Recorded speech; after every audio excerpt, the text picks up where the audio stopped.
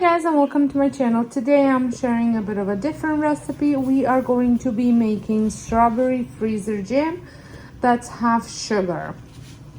So this is, I have 2 boxes, so 2 flats of strawberries, and I will be using the no cook freezer jam, and which requires 4 cups of strawberries and then 1 cup, 1.5 cups of sugar.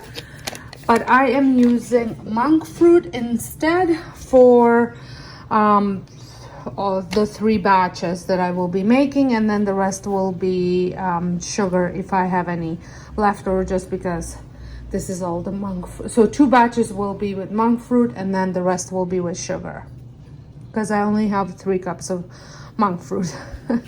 So anyways, I have my strawberries. I will be washing them in this vegetable strainer so I can get all the liquid out, and then I'm going to be transferring it into this giant bowl and doing all the other stuff. This is a very super easy recipe and it tastes delicious.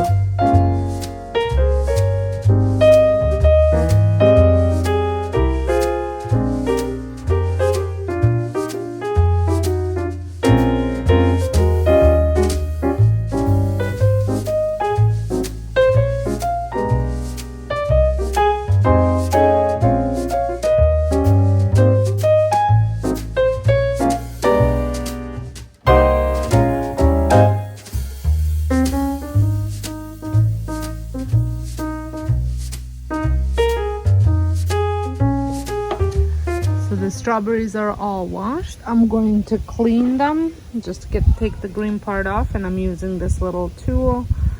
I think I got this at a local grocery store, but you can pick it up. I know Pamper Chef used to carry it as well.